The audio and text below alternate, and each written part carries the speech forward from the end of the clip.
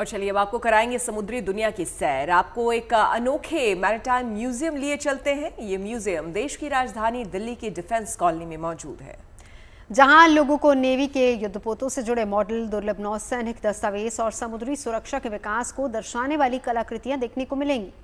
यह अनोखा म्यूजियम आज की युवा पीढ़ी को नौसेना के गौरवशाली इतिहास से रूबरू करवाता है।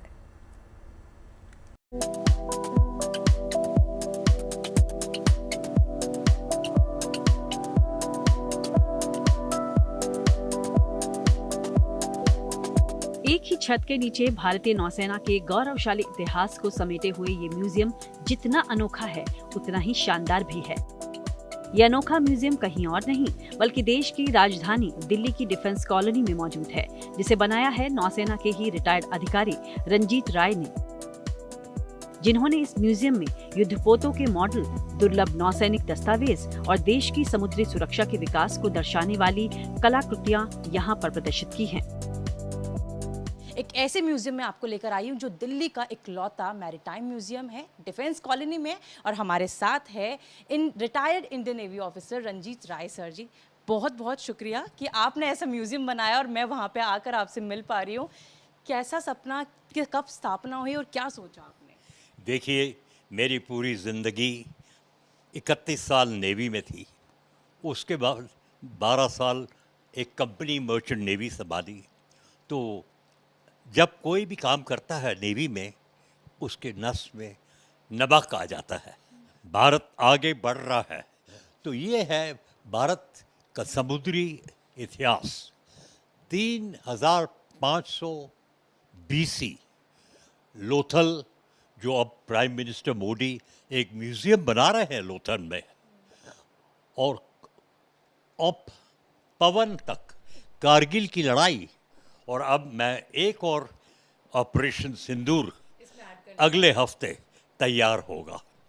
तो ये है इतिहास भारत का। नौसेना के रिटायर्ड अधिकारी रंजीत राय ने 31 साल नौसेना में रहकर देश सेवा की।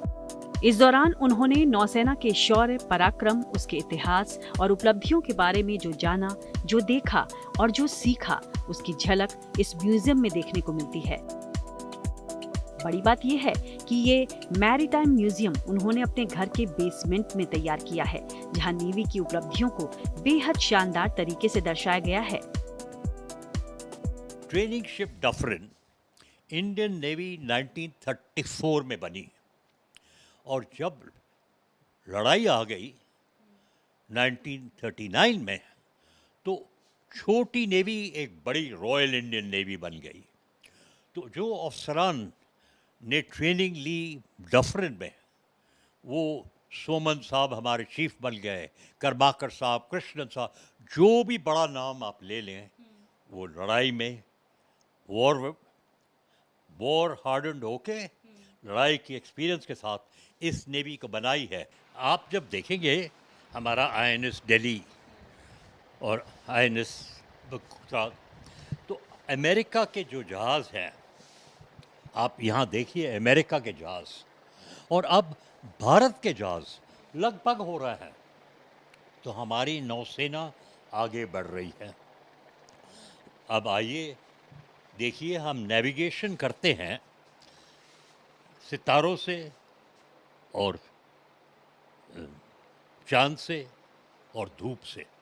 तो ये सेक्सटेंट एंगल लेता है, और ये सेक्सटेंट एंगल लेता है तो हमें पता चलता है समुद्र में कहाँ है।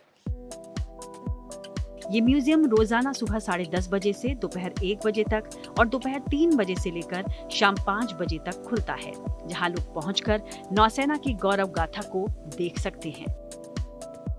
इस म्यूजियम को आज की युवा पीढ़ी को ध्यान में रखकर तैयार किया गया है। मैं जब नेवी में था, हमको रोज शाम को 1 घंटा मूवी देखनी थी।